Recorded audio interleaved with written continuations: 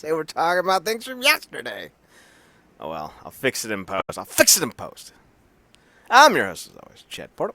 And you can find me on the Twitters at Chad Nerdcorp, ChadNerdCorp, and on the Instagram at Chad's Photo Hut, that's ChadSphotohut. And join me on this special edition of Making an Impact is the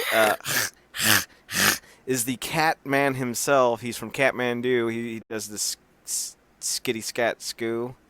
He's the scat man. Ski pop, skita pop. He's Zachary Tyler. Ski pop, beat a pop. Ski pop, beat a pop. Duncan. I always find new ways to introduce you. I miss Pewdie. I miss the Pew Pew. The Pew Pew? Oh, I'm sorry. He's Zachary Tyler Pew Pew Duncan. That's better. He's the scatty scat Pew Pew flat scat man Duncan. He's the Pewdie Pewt scat man. Only on the side, though. The banger bus is coming. Everybody's jumping from New York to San Francisco and inner city disco. That's all I remember. I also remember an old dude dancing to the song for Six Flags, so, thanks for that. Six Flags, the NWA of theme parks. Because they would just go, hey, theme park, you want to be called a Six Flag? Cool, here you go. And that's what the National Wrestling Alliance used to do back in the day, too. And by back in the day, I mean like 5 years ago. So, our Woman Crush and Wrestler of the Week are up. They're just not up on our Instagram yet, so I'll do that later tonight. I find that we get better traffic at night times. Although I also just fell asleep before doing it, so I don't know. I mean, it is true. We get better activity at night than we do in the morning, but still. I cannot deny it. I just said fuck it. I actually had a dream about Shibata. Really? I had the dream that I was helping him coach the young Lions, and I was like, Shibata-san, these dudes suck. And he goes, yes, but they're the best we've got. I don't know why, but that was a thing. And then I woke up and realized I was kicking something. I think I was kicking myself for not having that dream sooner in life. I don't know. And I woke up and have my shits on the floor. I'm like, what the fuck? So I maneuvered myself properly into bed and fell the fuck to sleep. Well, about 4 in the afternoon. Woohoo! That's what happens when you go to bed at 10 in the morning. Yeah. I'm super productive though. I got all my shit done, despite the fact that nothing's open at 3 a.m. I still got it done. Good for you. America. Our Woman Crush of the Week, America. Our Woman Crush of the Week is Santana Garrett, former Impact Knockout. She makes the cut because apparently she signed with the NXT. Wait, what? Yeah, Santana Garrett signing with the NXT. Well. Well, indeed. Speaking of NXT, did you watch any of the SummerSlam weekend festivities? I did not. Yeah, no. Good boy. You didn't.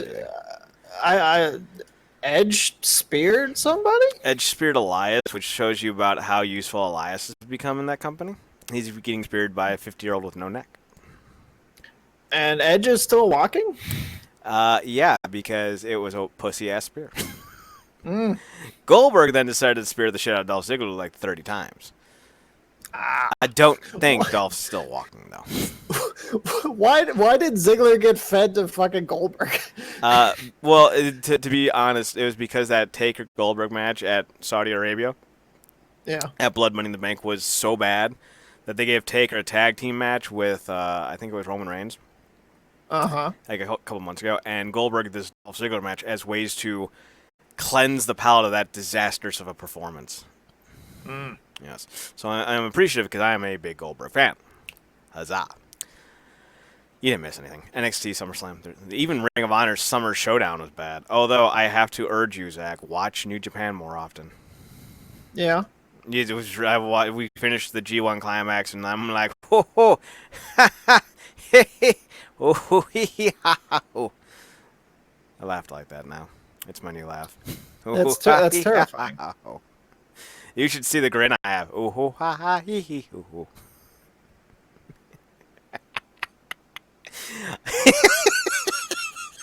I don't even know what to make of this. So, not to say that my wrestling fandom was waning, but sometimes you want to be reminded why you're a fan, right?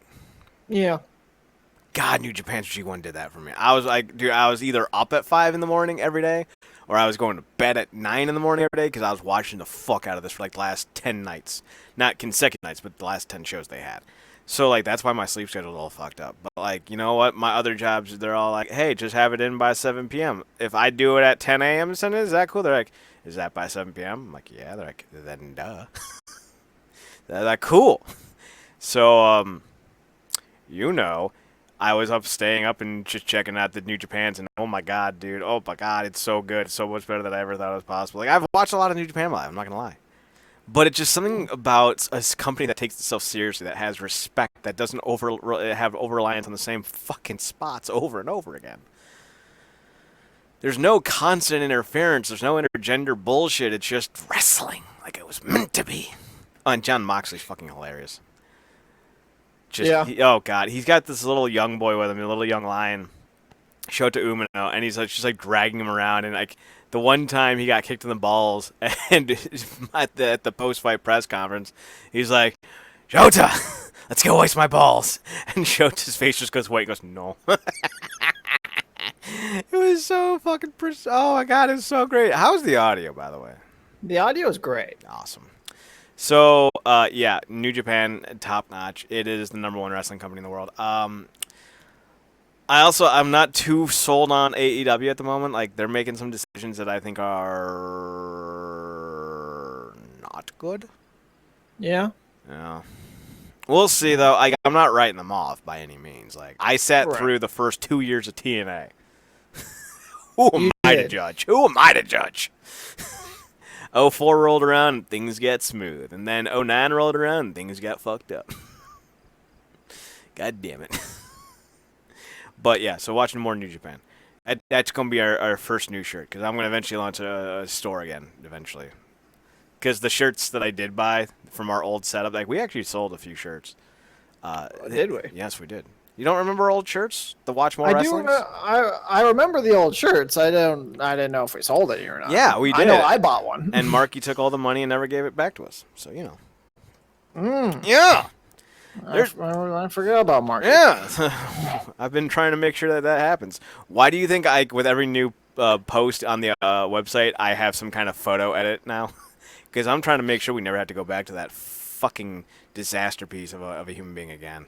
Not specifically just Marky, but anyone. I don't want to ever be relying on... If I can't do it myself, I'm no longer going to ask. Unless it's you. I'm just going to ask you to do whatever. Obviously. One day I'm going to come to you. Zach, can you build us a building? I don't think so yet. I'm going to need you to build us a building. And here's the supplies. I dropped like 14 pieces of like broken plywood and like a beaver dam on top of you. Just like, you know, make it work. Then I just leave.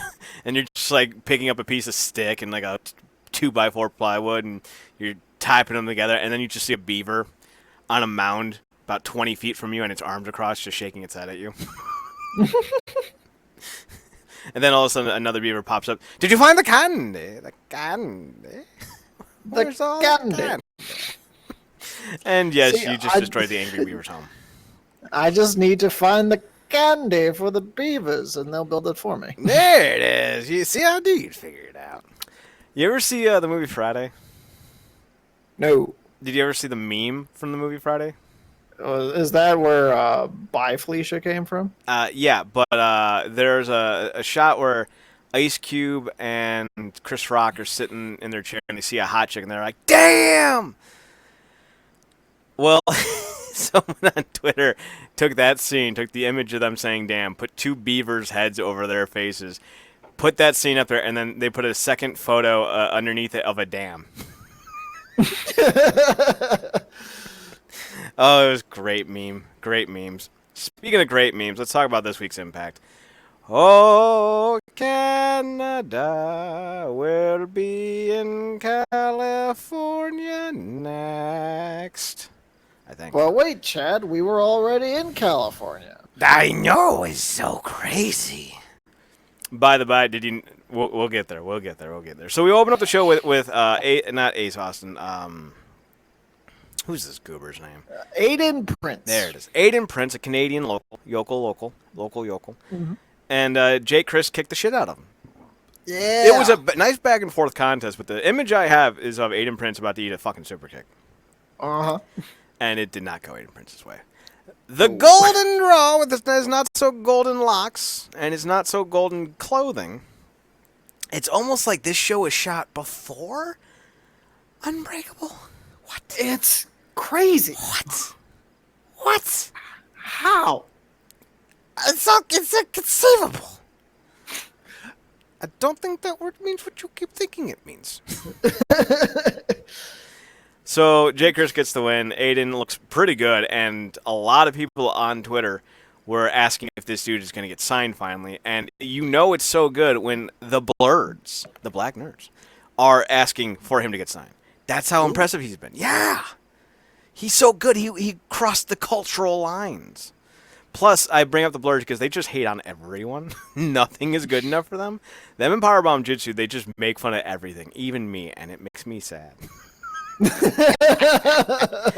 Those dudes give out compliments like a drunk, abusive father from the South gives out head pats to a child. You did good, kid. So when even the Jitsu crew is talking about how good Aiden Prince was, you best be paying attention. That's high accolades from those gentlemen. And Aiden Prince would look pretty good, although he did still lose. So fuck you. Next up, we get a polarizing angle. I want to hear your thoughts on this because I, for one, am a fan. You, for one. I'm a fan. So we got the, what is it when you got the two words, same first letter, onomatopoeia? Alliteration? Alliteration. You're an alliteration. Fuck off, alliteration. So Ace Austin faced off with fellow alliteration Eddie Edwards in a match that was over the love of one Alicia Edwards. She's got Ace Austin's A and Eddie Edwards' E. Oh my god. They are together. Now, Ace taunted Eddie the entire match, and it kind of culminated with Eddie hitting a Boston knee party to a downed Ace Austin as he screamed, "What would Alicia think?" And Eddie went, "Oh, okay, you won't. Oh, okay, let's play that game." So he introduced him to his knee, hoping that the two would hit it off. Hi, knee. How are you? That's not bad. That's not bad. They were thinking about shipping out to Boston, but the knee party just wasn't about it. So he eats the knee. It does not sit well with his face, and he's all like. And then Alicia comes out, and she's like, "What are you doing, Eddie? What are you doing?"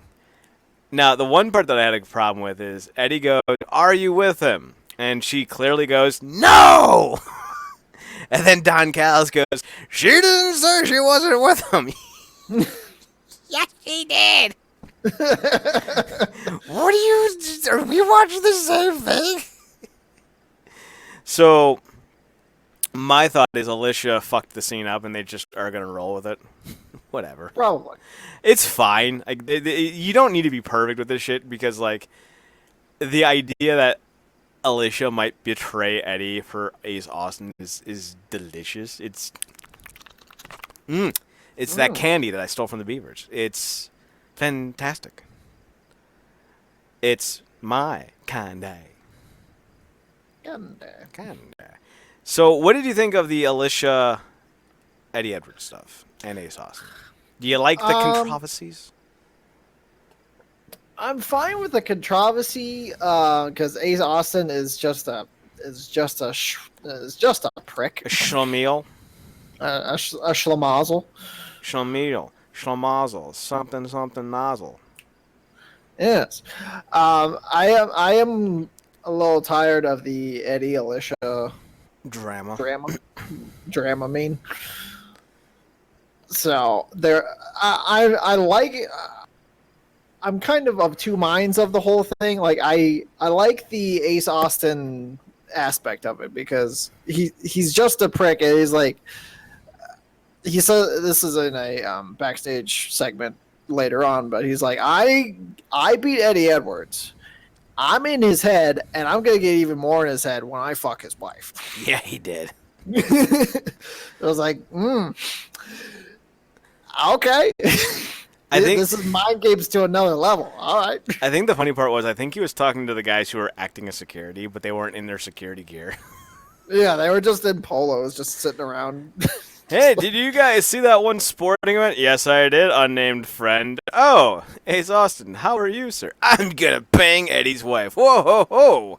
Hold up there, good sir. I don't think that's a swell plan at all. Oh my god, I just gave them a gimmick. They're 1950, Leave It to Be their father characters. Hey there, Yes. Sporto, how are ya? So, Eddie ends up, I think, getting disqualified. Yes, he did. Yeah. He got disqualified because Ace Austin was bragging about getting a win over Eddie. You got disqualified, Ace. Wins. Speaking of wins. Alexia Nicole, would you marry me?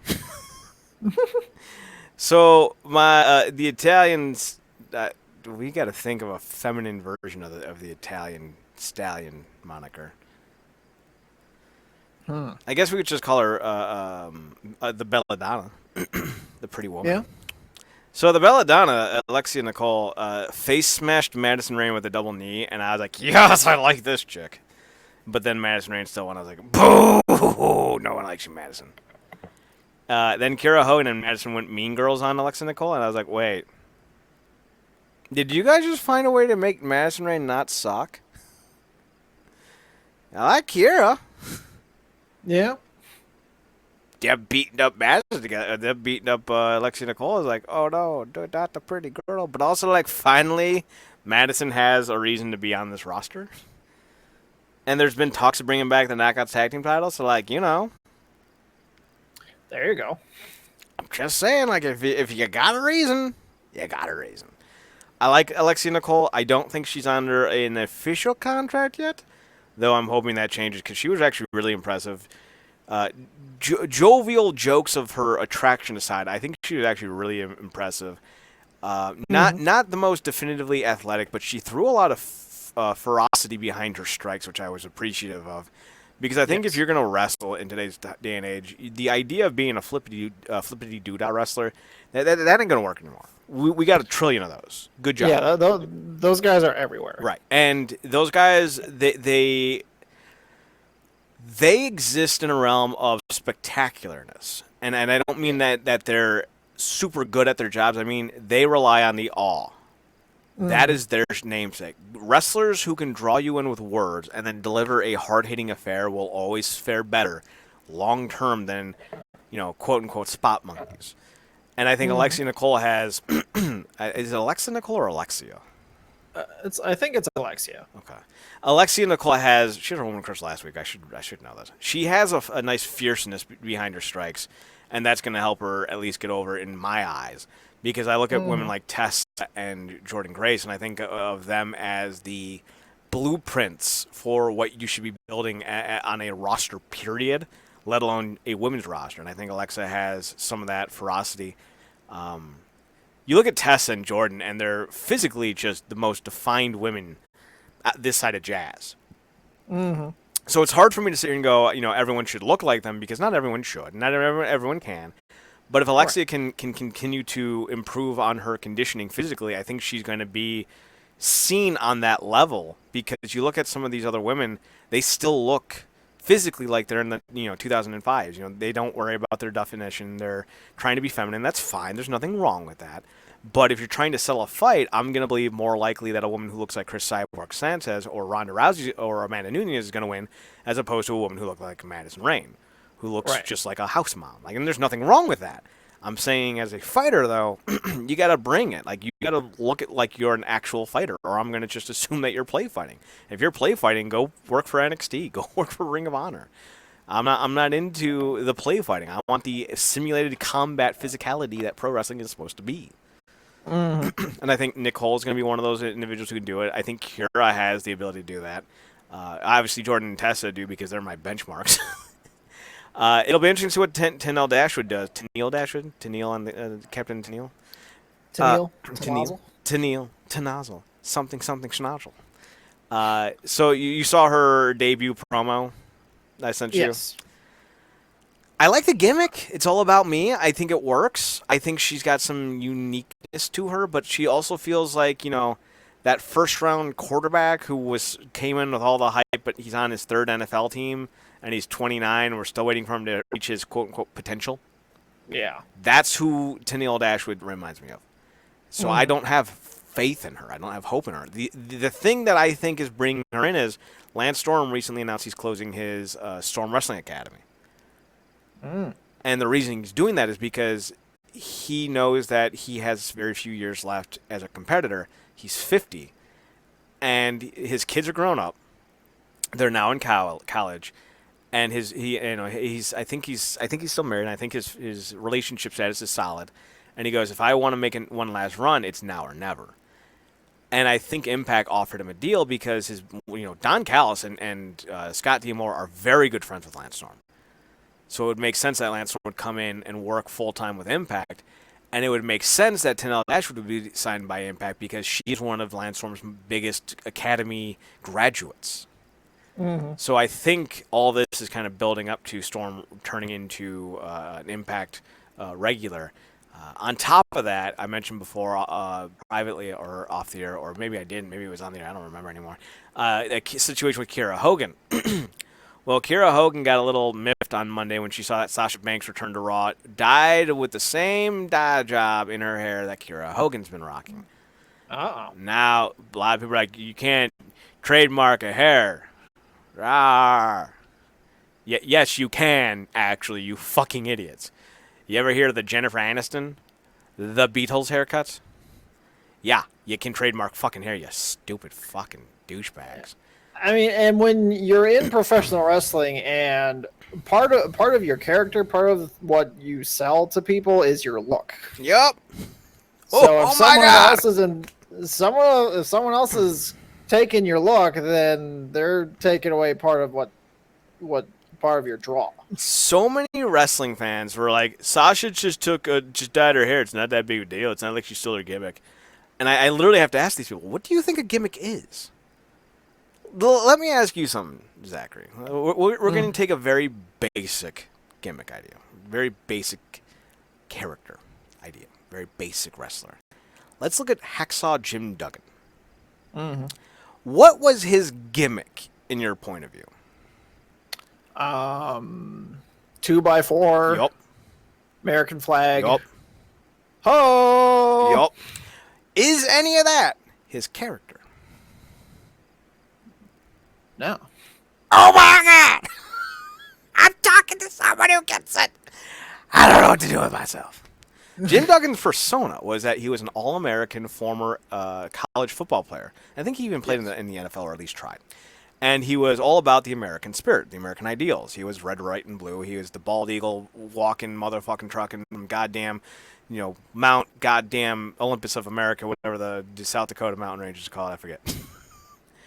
Like he's Smokies? No, the one with the faces. Oh, Mount Rushmore. Yeah, he's the goddamn Mount Rushmore Hercules. Like that's who he is. Not Mount Olympus. He's Mount Rushmore. He's Rushmore Hercules. Mount Rush. He's Rushcules. That sounds Russian. Or something that Courtney Rush would do. Yes. So his 2x4 was not his character. It was his gimmick. Yes. Coco Beware was this flamboyant, knee-tapping, dancing, smiling black dude, which, sounds pretty much like every modern black wrestler on the WWE roster. I'm not saying Vince is racist. I'm just saying Vince might be racist. But he also had a bird. Right. So was it his knee? Because he did like this knee jock and not jostling, like this knee banging thing that he would do. Like it was kind of like what Elvis used to do, like where he would like tap his knees together. Like Coco Beware used to do that. Yeah. Is his dancing jovial persona his gimmick, or was his bird his gimmick? The bird. Oh my God. Like, yes, here's a gimmick, you fucking clown shoes goofballs. Like, what are you talking about? Oh my God. And people are like, well, Mia Yim said it wasn't a big deal. Oh, go for Mia Yim. hey, you know, Randy Orton once slut shamed Kelly on live radio. So apparently, anytime a wrestler says anything, it has to be taken as 100% gospel. Right. Like, people think that wrestlers are all going to have the same opinions, and that's fucking stupid. There are people in the industry who think stealing moves is NBD. No big deal. Like, no. There's a reason why wrestlers of the 80s and 90s still have more clout today in terms of popularity and personality and fan approval and ratings. It's because wrestlers today don't have the same self-respect for themselves to protect their gimmicks, to protect the character. They let themselves get thrown through tables for the lulz by invisible wrestlers. You know, they lose to 95-pound girls. They wrestle fourth graders. It's fucking stupid what some of these guys are doing. And there's a reason why they don't have the ability to draw large crowds, because I'm not going to take Mance Warner seriously. I don't believe for a second Mance Warner's a tough guy. He got speared through a table by the invisible wrestler, and it wasn't even a good take. He fucking bumped off the goddamn table like a sloth. I don't know how a sloth takes a table shot, but I'm assuming it looked like Mance Warner. So you look at some of these moves, you look at some of these wrestlers, and you ask yourselves, what's the big deal, Chad? Why are you so bent out of shape over here? It's not hair. It's part of a larger problem in wrestling. This idea that you just steal other person's shticks. And then, oh, it's not a big deal. Everyone does it. You shouldn't. And you shouldn't be rewarded for it either. So, yeah. This isn't just about hair. It's not just Sasha. It's a ongoing problem in wrestling, and it's one that's been around for years. I'm not going to deny that. Goldberg used the spear, and then Rhino did the gore, and Goldberg got pissed. But Goldberg also shaved his head and had to go teach just like Stone Cold, and Stone Cold was pissed. Like, there's a lot of it. You know, but here, let me give you a great example. Booker T rose to fame in WCW as world champion by being Booker T. Mm-hmm. He had the high top fade. He talked about suckers, did the spinneroonie. But when he started to act like The Rock, it killed his ability. It killed his marketability, killed his persona, killed his upward trajectory. You know, he went from being a guy you could build a company around. Granted, it was WCW. But I thought Booker was good enough to help carry that brand back out of the doldrums. Mm. Then you make him like The Rock. And then all of a sudden he gets one mid-card world title match at WrestleMania and drops out to the Boogeyman and has an unforgettable, or I shouldn't say unforgettable, a very forgettable world title reign when he was 43 or 42. Why do you think his credibility took a hit? Because they tried to make him The Rock. Why do you think The Rock never took a hit? Because he never tried to be someone else. He was always himself.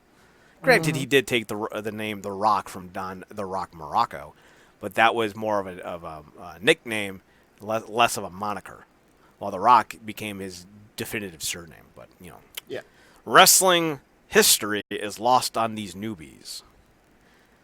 Fuck these newbies, man. You want to be a new fan? That's cool. Keep your mouth shut. Oh, and I feel like a lot of the problem now is, again, a lot of people they're like, oh, taking her hair isn't that big of a deal. It's like, I feel like a lot of people anymore don't care about the characters anymore.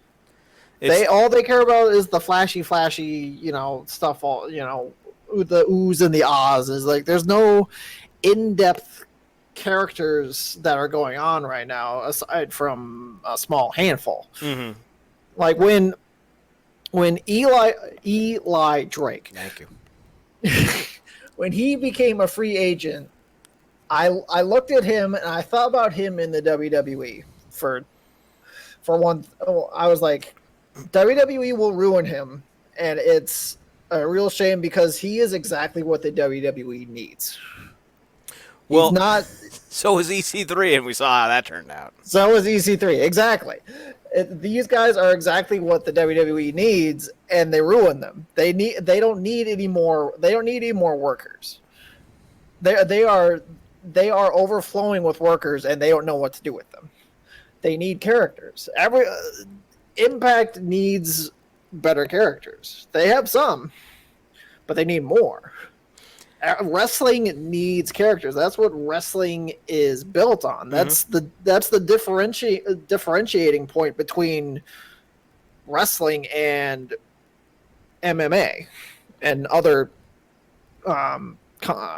combat sports is the characters. And even in like UFC and stuff, people start kind of taking on wrestling type personas. Looking at you, Colby Covington. Looking at you, bitch. You're right. You're definitively right. Impact made its biggest waves in the last 3 years when Matt Hardy was doing his Broken Hardy gimmick. Yeah. Even though I wasn't a fan of it, it was getting people to tune in, and that's what mattered. Mm-hmm. You look at New Japan, and there are so many characters there you don't even realize it because most people don't speak Japanese, so they don't know what's being said. Thanks to Chris Charleston for helping translate that. But if you look at someone like Minoru Suzuki, he's an MMA vet. He's 51 years old, and he's the hardest hitter, and he gives no shits, and no shits will be given. You know, there are no prisoners of war with Suzuki-kun. But then you actually look beyond the curtain, and you realize he's an anime fan, like to the highest. He's 52, and he still watches anime every day. And he's in anime. Yes. He has his entire Twitter is just him talking about eating bread. He plays a character on TV of this hard-ass, gives no fucks, warrior man, this lonely warrior. But then you look at his actual personality, and he's the most jovial, likable guy in the world. Like Shibata, the quiet, stoic warrior. You watch him on the California Dream, and he's just laughing all the time, making jokes, trying to swear in English. Goddamn! Goddamn! Like, that's fucking great. So this idea that you have to live your gimmick 24/7 is a lie. And people like Becky Lynch who do that only incur further condemnation from wrestling fans and pundits because she came off as a bully, not as this Conor McGregor-esque fighter. And to be fair, Conor came off as a bully, so, be less fake. But then you look at someone like Sasha Banks, and it's like, all right, you dyed your hair blue and you're the boss and you're a bad guy, but what are you? Like, like Ted DiBiase was a rich dude who used his money and wealth to garner fame, championships, and success with doing very minimal work. Yes. All the while belittling those who needed the money. Yes, even going as far to bring real fans on stage, give them an opportunity to win like $500, and then cheating to win. Mm-hmm. Like the kid who was hitting the ping pong ball and he knocked it out of his hand. Like, goddamn, that was mean. But you look at heels and it's just the same basic. Hey, you suck. I'm better than you. God, you're so basic. Like so generic. Like I keep bringing this up. Like, imagine if Baron Corbin came in as a bare knuckles Muay Thai boxer, and he just dropped people in 30 seconds. Like, that's a character you can build around. Mm-hmm. But Baron Corbin, the ex-NFL player who's tall and doesn't care about fans' approval. Oh my God, we get it. You're a generic fucking heel. I feel like I'm watching a Power Rangers villain. Christ on a cracker, you're boring.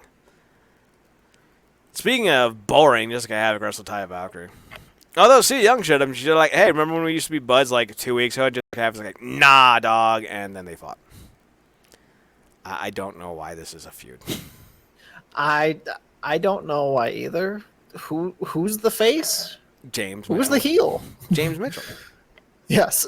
James Mitchell is all, and to all James Mitchell.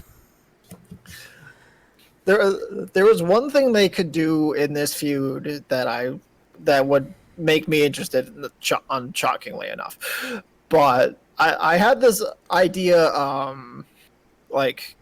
I think it was last week when Johnny Bravo went to Jessica Havoc in like the boiler room or where the fuck she was hanging out in. And after Johnny Bravo left, I just imagine like Rosemary popping up and just talking to Havoc like she's kind of like she's like the devil on her shoulder, just kind of antagonizing her the whole time. That would work. I would be great with that because I don't know if Jessica Havoc can cut a promo.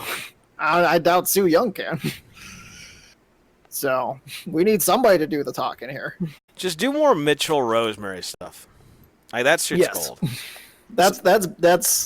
That's so much gold waiting to happen. So I watched that Defenders of the Multiverse show or whatever it is you sent me. Master of the Multiverse. Yeah. Andrew Everett can't talk for shit. He can't. He's bad. He's not great. Like objectionably, he's bad.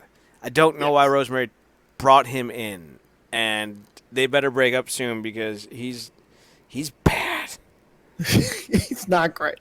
The best part about his character is when they like pull the caption up with their names and they just talk shit about him in the captions.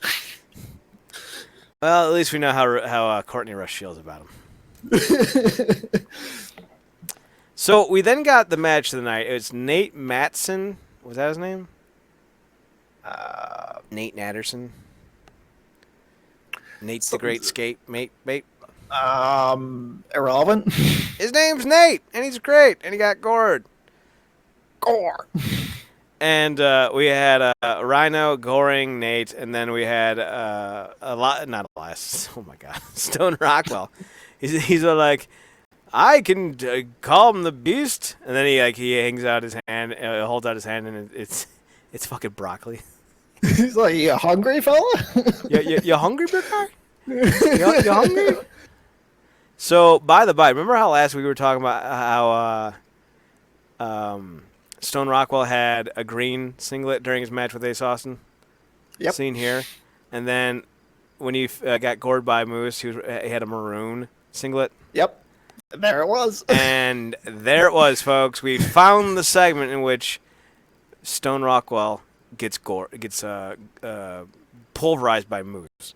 So apparently how this shooting went, Rhino interfered in this Nate Matson, I think is his name, and Stone Rockwell match. Gordon Nate, Michael Elgin came down, they brawled.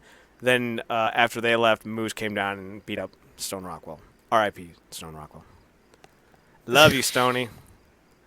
I love Poor you guy. I love you some Stone Rockwell. By the by, I did some research. I still have not found where Sue Young is from or where her ethnicity is. But the surname of Young is Chinese.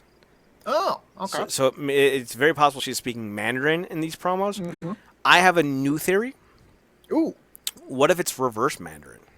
Ooh. Maybe the audio is flipped. That's why it sounds so foreign. So that alien. would be interesting. She's speaking Simlish. What if she was though? Like, what if she was just playing The Sims and she's like, I'm gonna speak Simlish in this fucking promo, and Rich Swan's like, I love that idea, baby. That would be great. She's speaking Simlish. She and Rich Swan are gonna woohoo. Main event time. It's the North versus LAX 2.0. So first 5.0? First and foremost, Daga Richards, because it's Davey Richards but Mexican. Yes. Daga Richards is fantastic. Mm-hmm. I think he's a better worker than Phoenix. Definitely better worker than Phoenix. And a better overall character worker than Pentagon, although not as cool as Pentagon. Pentagon's pretty fucking cool. Yeah. Zero Mato. But I think he's an upgrade over them as talents. But for me, I would like to see them also replace Ortiz. Yeah. But I don't know if you have another guy at the caliber of Daga to replace Ortiz with. Now, obviously, the rumor is that LAX is signing either with WWE or AEW. You know, Impact is in negotiations to re-sign them. Maybe they did, maybe they didn't. Who knows? But Daga is someone that Impact should sign long-term. He's dating Tessa. So Tessa's like on their forefront of keeping her happy. Please do. Right?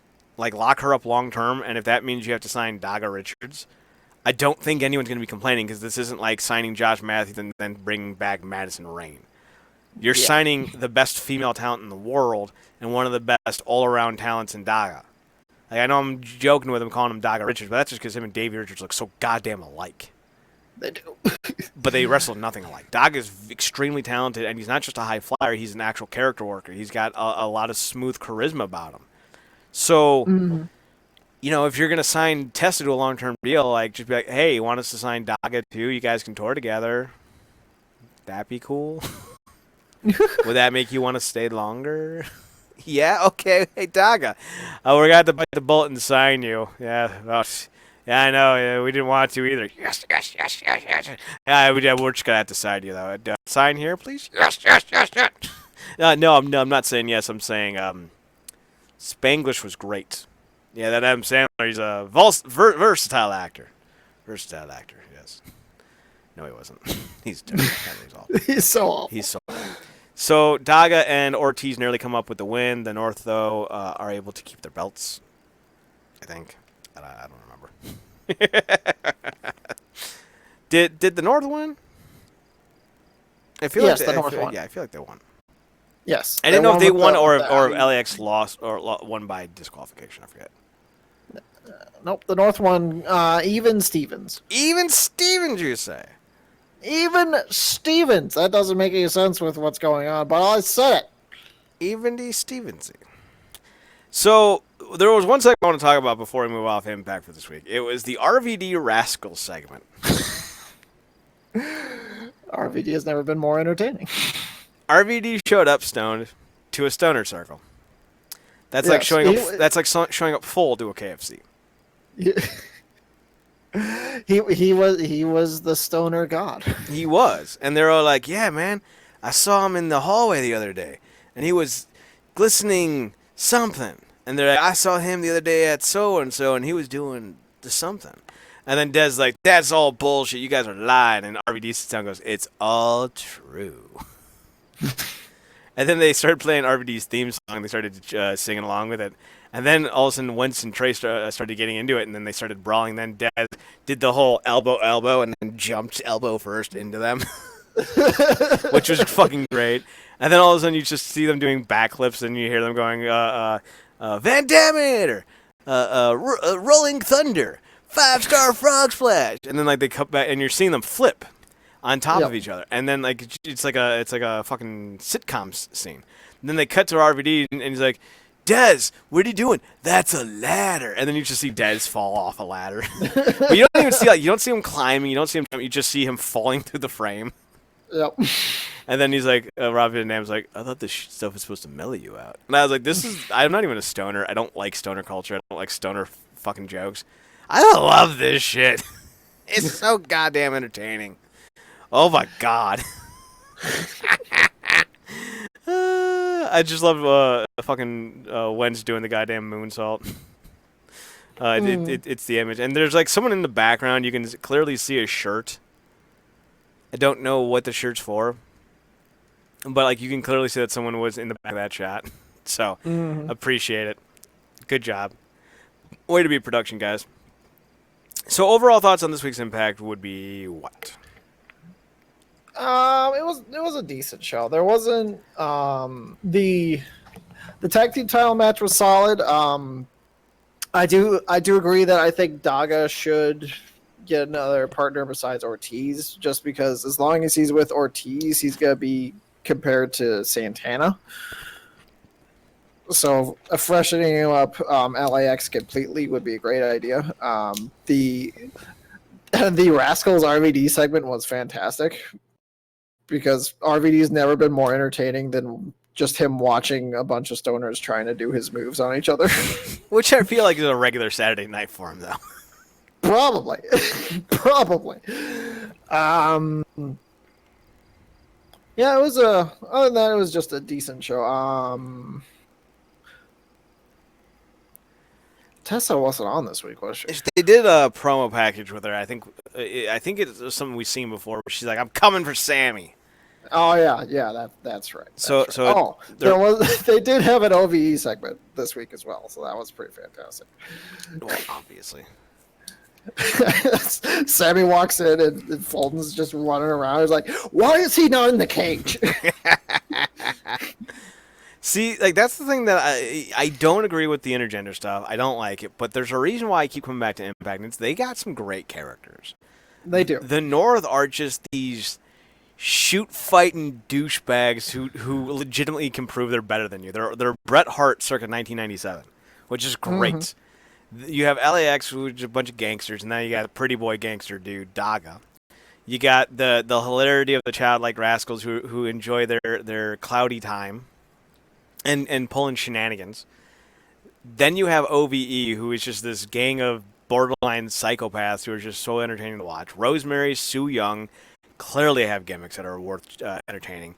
Kiera Hogan is starting to develop hers more and more each week. I love how Josh was like, "You're the girl on fire," and she's like, "Fire," and he's like, "Fire, fire," and he's like, "Fire," and then Don goes, "You'll have to excuse Josh. She doesn't know what cool is." Okay, 52-year-old bald white Canadian guy, definitive expert. 52-year-old bald Canadian white guys. It goes LeBron, it goes Jay-Z, and then you got Don Callis. Same fucking circle of people. So Impact's going down to Mexico tomorrow, or they're probably already down there. Mm-hmm.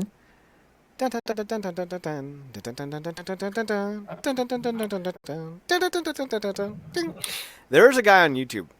It was a video called 10 Mexican classic songs that you don't know the origin of. And it wasn't so much like him telling you like where they're from, but like giving you the full piece of music. That is actually a Mexican opera song, I think. I think is what it was. It's a Mexican classic. Yes, he did several. I was like, I know that song. So I thought that was pretty cool. It's just some dude on a piano, and he did everything through finger points and text, and then he would play, and it was really entertaining. He's got a bunch of those. He's got like famous Irish songs, famous English songs. So I if you can find his videos, check it out. I have no idea what his name is. I stumbled on it just randomly. So Impact versus the AAA. A long partnership that's been going back, 15 years at this point, off and on. They were partners up and through 2009. Then they rejoined again in 2014, I want to say, because Tigre Uno came up and was a part of the roster for a while on a talent switch. And I think 2013, 2014, they reinstituted it. May have even been earlier than that, but they've always had a big partnership. So they're going down as part of a tour of Mexico. I think it's like a few nights, maybe just a night or two. And they're going to go back to that Highlight Stadium, I think, that they've been at a few times. And they're going to have some AAA talent, because Daga is a AAA talent. Taya Valkyrie's a AAA talent. So we're going to see some other guys pop up. So Impact did a top 5, Impact versus AAA battles, if you will. Mm-hmm. And some of them are pretty good. Some of them are okay. Some of them are the number 5, which is EC3 and James Storm at Bound for Glory. I thought this was a 6-man match. I thought it... Because I want to say it was like Lashley, EC3, and Storm. That was a match. I don't think it was this one, though. I think that one was at AAA, or Triple Mania. Don't you fucking lie to me. I say no lies. Ethan, Eddie, and Jameson Storm versus El Hijo del Fantasma, Pagano, and Tejano. So that's King Cuerno for those of you Lucha Underground fans.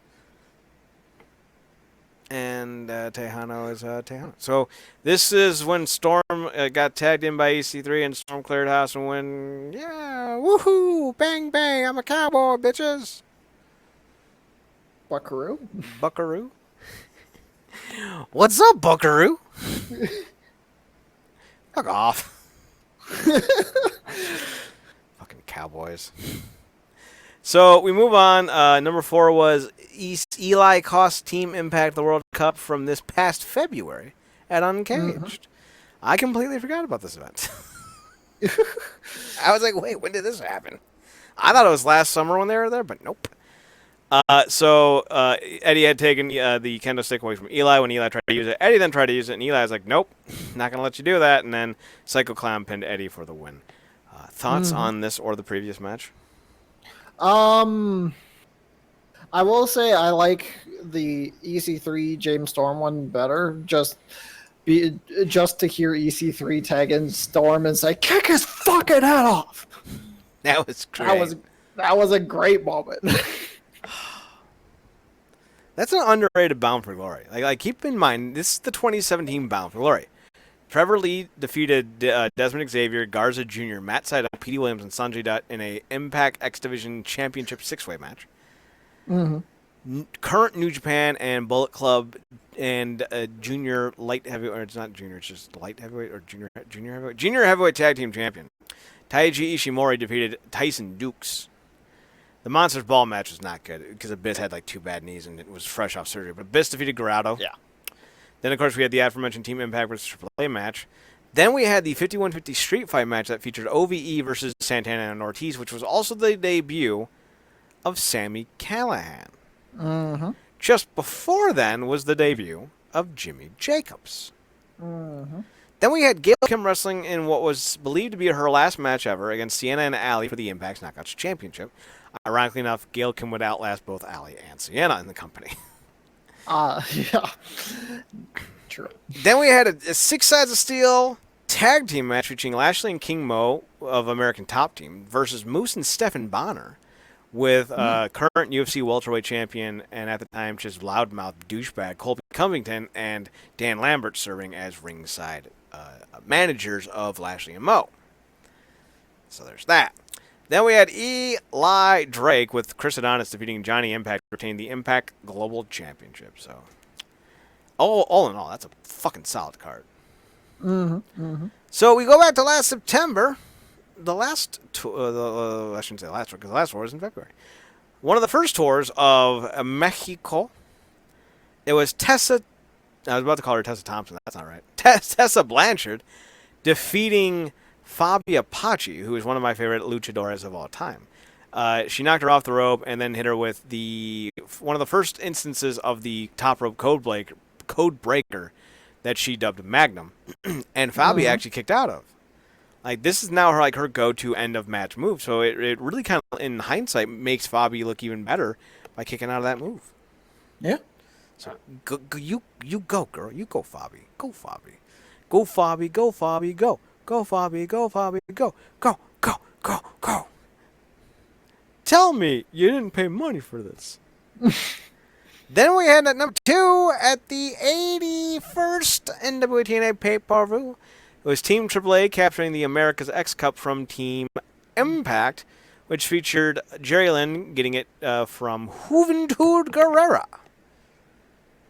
The Juice. So that was an old moment. And then number 1 is another old moment because it was the first ever Super X Cup final, and it was again Juventud Guerrera. Some 20 pay-per-views prior, because it's episode 61 of the NWA TNA, and this time he's defeating Chris Sabin. So Team AAA took a lot of the early X Division Cups. Actually, Chris Sabin beat Juventud. Oh, did he? Yes. I thought I was wrong. I didn't think I was wrong. I apparently was wrong. Fuck you. You were wrong. You were correct in thinking you were wrong. Eat a candy-coated dick. No, thank you. I will save that for somebody else. All right, fine. Then you can have a veggie-wrapped dick. I did not know you were on a sugar-free diet. Congratulations. I am happy for you.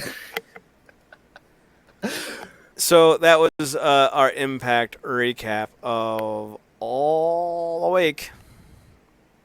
What about the headlines? What do we got for the headlines? Anything for the headlines, Zachary? Headlines? What do we got for the headlines? Headlines. Fuck you. Fuckity fuck fuck fuck fuck fuck Fuckity fuck fuck fuck.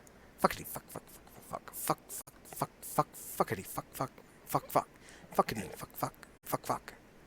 Do do do do do do do do. Wah wah wah wah. Do do do do do do do do do do. Is there any wrestling this weekend? Not to my knowledge. Boo! I thought there was something. Randy Stark signs with the NWA.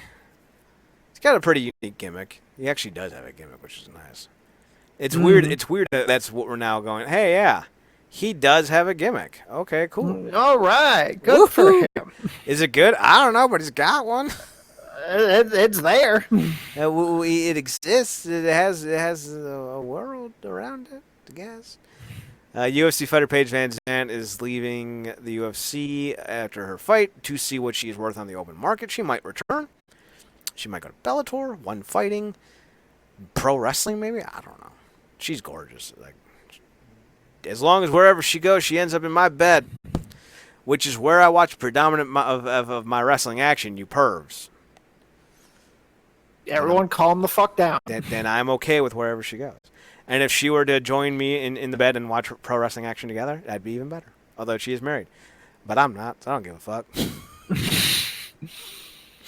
fuck. Jon Moxley's contract with New Japan runs through at Wrestle Kingdom 14. I would have to imagine that they are going to want to re-sign him.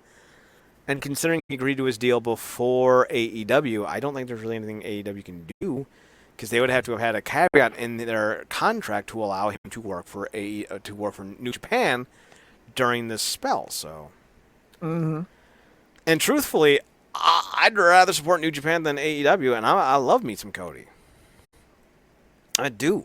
I love me some Cody, but New Japan's just so good. Kat Zagano is released from the UFC. I expect her in Bellator within the day. Anthony Bowens talks Impact and WWE tryouts. Let's see. I'm just going through the headlines, seeing if there's anything we missed. Because we've only been on the air for 55 minutes, so like we need to kill some time. I could end the show early. I mean, I know Zach wants that. Yeah. But then he'd have to go back to working on this illustration that I've been waiting for 4 months. Yeah. So it's really up to him. Work on a drawing that he clearly doesn't want to do, or keep talking. Yeah, not good for either. Either one's going to make you do work. I know, buddy. I know, buddy. I know. It's okay. Shh, shh, shh, shh, shh, shh. It's okay. It's okay. It's okay. It's okay. Power of the pancake. Oh, here we go. Let me open this up because this is actually good news. It's not like really like good news, but it's like substantial talking point news. Yes. All right, so we talked about how the North is challenging LAX at the Mexico taping. Impact announced that LAX, Santana, and Ortiz will challenge the North for the tag team titles. This Thursday at the television taping in Mexico, the North defeated LAX to win the tag team titles back at the Bash of the Brew on July 5th. 2 nights later, the North defeated LAX and the Rascals to retain the titles. LAX has not teamed together on Impact since. Ortiz teamed with Daga on the August 9th episode of Impact, wrestling to face the North with the makeshift version of LAX losing. While LAX hasn't appeared together on Impact since Slammiversary, the duo recently made an appearance at House of Glory, High Intensity 8, losing to the New York Wrecking Crew, which is Chris Seaton and Smooth Blackman. Following their bout, LAX took a bow for the New York crowd. The Impact contracts of Santana and Ortiz are reportedly set to expire this summer, though no date was given. One report suggested that Slammiversary was their last match with Impact, although that doesn't appear to be the case. The duo reportedly has offers from AEW and WWE, and I can guarantee they have offers from Impact as well. So, we'll see. That's not what I wanted to tell you about. That should just build up to this. Impact has announced that the legendary Dr. Wagner Jr. will be appearing at the Impact tapings in Mexico this Friday, August 16th. Wagner Jr. was recently shaved bald after losing a mask versus hair match to Blue Demon Jr. at Triple Mania 27. Yes. Yes!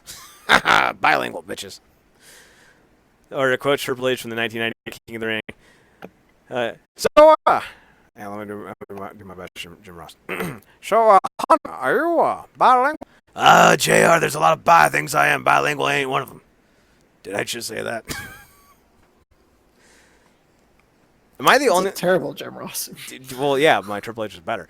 I didn't want to slur my words or talk from the side of my mouth. I thought that would be offensive. But, yeah, Triple H actually did say that. 1998 King of the Ring. Chyna was on color commentary with the Spanish crew because she was actually bilingual. So Triple H joined the English commentary crew. I think it was the Ken Shamrock Rock main event. Not the main event, but the finals of the King of the Ring tournament. And that's where Triple H dropped that gem of, there's a lot of things I am, Jim. Lingual ain't one of them. Even as a kid, I'm like, I got that joke. So, Dr. Wagner Jr. in AAA, in Impacto. How do you feel about this decision now? Do you know who Dr. Wagner is? Because I feel like you're not getting the hype about this. I'm not getting the hype about this. So let me kind of paint you a picture. Imagine Ooh. John Cena, John Cena. only 14 years older, Mm-hmm.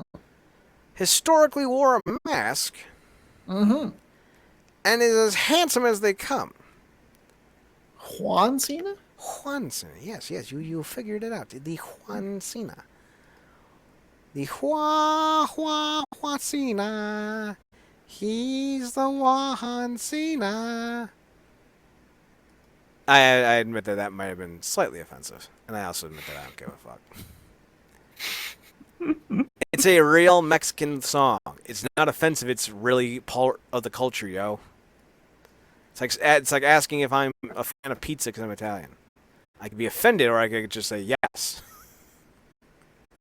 Because why would I be offended about the truth? I cannot save this fucking photo. It is giving me issues. So I know that one of the issues is that Zach can't hear me. Zach, you can't hear me, can you? No, he cannot. But he will be back in a moment, won't you, Zachary? There we go. There you are. So here's a photo of the Wagner. He used to have a masco. It was one of the more popular masks in all of Lucha Libre. It embroidered the green and red and white of the Canadian, not the Canadian flag, the Mexican flag. It was quite popular. It's very cool too. He lost it, and then Blue Demon Jr., a legendary face in the Mexican annals of history, went rudo on Dr. Wagner Jr. and smashed him in the head with a brick. Ooh. Then he shaved his head, much to the chicanery of the crowd. Chicanery. So another big debut is Tenille Dashwood will be debuting this Thursday in Mexico against Kiera Hogan. Seems like a waste of a spot. Yeah. Like, if you're trying to build up Kiera Hogan and Tenille Dashwood's obviously trying to be a heel, why would you book this? Like, this is what I talk about with Impact making stupid decisions for no reason. Yes. You couldn't ask Triple H, hey, do you have a young upcoming girl who wants to get beaten on live TV? Cool. How about two? Cool. All right, we just booked Kiera and Tenille. Tenille Dashwood. This is why having jobbers and local indie talent is important. Yep. So you don't have people. So you're not forced to put two people against each other, and neither one of them can afford a loss. I'm just saying, logic makes logic. Yeah, it's not hard. Another big match announced was Fulton versus the Rob Van Dam, the RVD, the Rob Vidi Vavidi Dambidi. The RV Dizzle. The Rob Dizzle. Kadizzle. Wickety Rob Van Dam. Rob Van Dam. Rob Van Dam. Rob Van Dam. RVD. The whole effing show. Rob Van Dam. Riffity Roffity Doobity. Don't you reject me. So, we still have the California show that we saw was taped last Sunday to air. So we're at least 2 weeks out from these shows being up. Are you excited for the Mexico tapings? Eh. Go yourself. I did. So, you gonna watch the G1 Climax finale? I am not. I haven't seen any of it. Are you going to watch the Royal something show that New Japan's doing in England? I had no idea this was a thing. Kazuchika Okada is defending his IWGP Championship against Minoru Suzuki. Ooh. Suzuki. Rainmaker. Then you have the Go S! Hiroshi Tanahashi taking on the Rev Pro Unified British Heavyweight Champion of Britain, Blah. Wagner Jr. defending his belts. So Tanahashi has a chance to win the Rev Pro title. A title belt I think Minoru Suzuki's actually held. So that's going to be awesome. You have Tama Tonga and Tonga Loa defending their IWGP Tag Team Championships against some local boys who have to win a tournament to face them. That'll go over well. You also have Juice and John Moxley, I think, are going to square off in a tag match. I think. No John Moxley, just Juice. You have, I think, Ospreay's going to be there. There's a whole card. It's a thing. It's a whole thing card. A whole thing card. It looks pretty good, actually. It's a stacked lineup. Yeah. Kenta is taking on Tomohiro Ishii for the Never Openweight Championship, so, that's going to be fun. Overall, it's actually a really good card. I'm super excited for it. I was miffed because originally it wasn't going to be aired live on New Japan World, but then Fight announced that they're going to be airing live on their service. So, oh, okay, cool. I don't get to watch it live on New Japan World, but I can watch it live, and that's really the only option that I want. Mm-hmm. So, yeah, I just hope Kevin Kelly's doing commentary. Because he's hilarious. I love Kevin Kelly. He's not Matt Striker, but he's up there. I just don't want one of these British fucks. Because those British fucks, man, they don't know what they're doing. I said it. Yeah. Fight me, Great Britain. I watched a video of Grotto coming out to face off with Drew McIntyre, I think, for the ICW, the Insane Championship Wrestling Championship. And he came out to this loud ovation, 4,000 drunk British dudes were singing along to him. And they're singing Madonna's like a prayer. And, they were literally singing every note. And the announcers kept trying to talk over it. It's like they didn't understand that they were living in a moment in time. And instead of letting that moment breathe and live in its own entity, they tried to direct it, and it failed. You mean like Disney? Well, yeah. Fuck Disney. Fuckity fuck. At least we're getting a Blade movie. Can we get Blade and Daredevil? And then they kiss? And then they kiss? And then they kiss? I would like to find the origins of that. Yeah. Me too. And then they kiss? Because it's clearly some person holding two action figures together going, and then they kiss. I just can't remember where it's from. So, yeah, do you have any interest in checking out the, it's a NJPW Royal Quest event, I think is what it's called? I might check it out if nothing else than for Okada versus Suzuki. Suzuki-gun. That'll be something. Be the win, Zachary. Azinine. So it's actually going to be live from the Brits. So it's going to start at noon, which is awesome. I am all about that.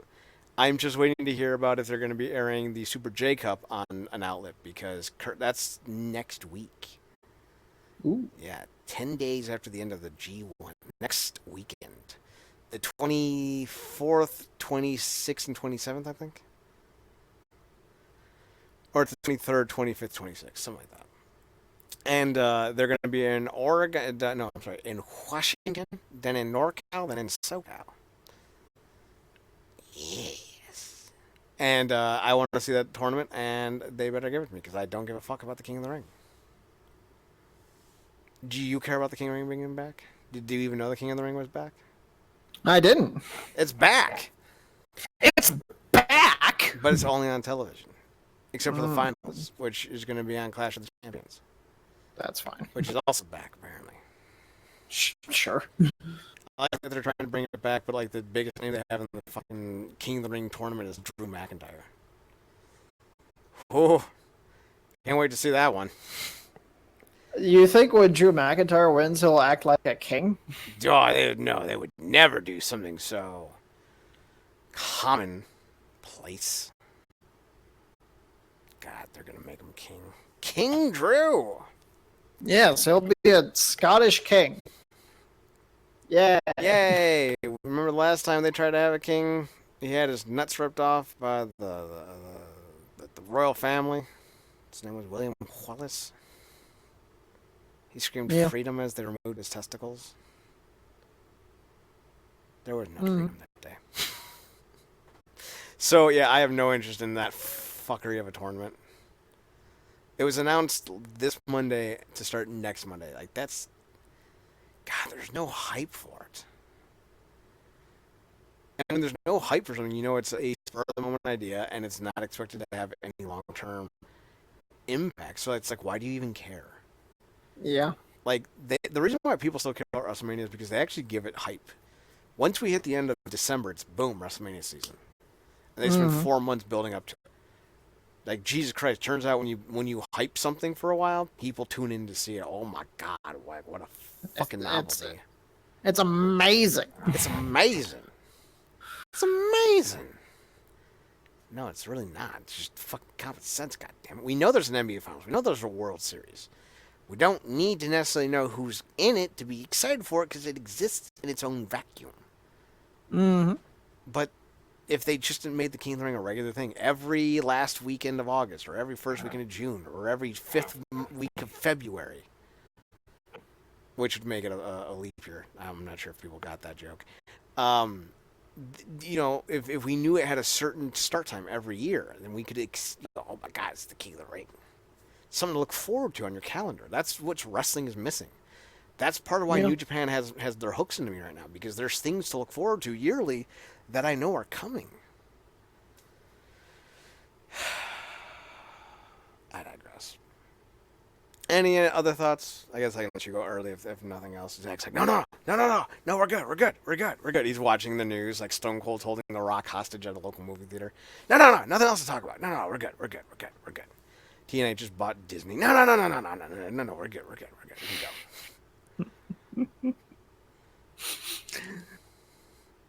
Now we're good. Sting's gonna stinger splash a meteorite out of orbit to send it back to the depths of hell. No, we're good. Nothing going on out there. Crazy. That's you trying to go. The quietest night. Right, the most quiet of nights. The nights of the most quiet. You only adopted the darkness. I was born in it, molded by it. I didn't see the light of day until I was a man. And then it was blinding. I go, oh, all right, calm down there, Bane. I don't know why you're so aggressive against light. Like, goddamn. He told you why. Yeah, It was blinding. Blinding. RealNerdCorp.com. RealNerdCorp.com. We're on twitch.tv/RealNerdCorp, YouTube.com/NerdCorp, and now on Mixer.com/NerdCorp, as well as being able to be found on Twitter at NERDCORP, on Instagram at RealNerdCorp, RealNERDCORP. We're also on Podbean at realnerdcorp.podbean.com, or if you want to download the app instead of using your computer to listen to us, you can do so. Download the Podbean app and then search us on the Podbean app by typing out Real Nerd Corp and then hitting the search. And then boom, here we are. Bam! We're also on iTunes by going to the podcast section under the iTunes store and searching NerdCorp, NERDCORP. I believe that is all. Oh, Zachary, I didn't do yours personal stuff. You didn't. How dare you? How dare I? How dare you? Skippity-scappity-scoo. You can find Zachary Tyler, Pew, whatchamacallit. Look there, hey there, I don't like a boyfriend. You, I think you need a new one. Or girlfriend. Sorry, it's girlfriend. It's Avril Lavigne loving Zachary Duncan. You can find him on DeviantArt and on Instagram at the same handle of Radiance2020. That's RADIANCE2020. Right? Yes. Okay. You got it. Usually you say something afterwards. I'm like, wait, did I fuck up? You have proven yourself. I don't just expect it perfectly from you every single time. God, that's some pressure. You can also find him on Twitter once a year at WrestleMania time at I'm sorry, at Dr. Scrapper D. Dr. Scrapper D. Mm-hmm. Check him out. He That's just the left. one. He just logged in today to check out his new favorite Shibata video. Goddamn! God Goddamn! damn! God damn! God damn! Do it. Say goddamn. Goddamn! Goddamn! Don't worry, that will be the intro to tonight's podcast. So you can live in infamy with us all. You're gonna have to listen to us on Podbean to get to the ad intro, though. So bye. With all that being said, though, I got nothing else. I'm gonna double check the websites one last time, and no, nothing. So with that being said, Zach, if you got nothing else you want to add, say goodnight there, buddy.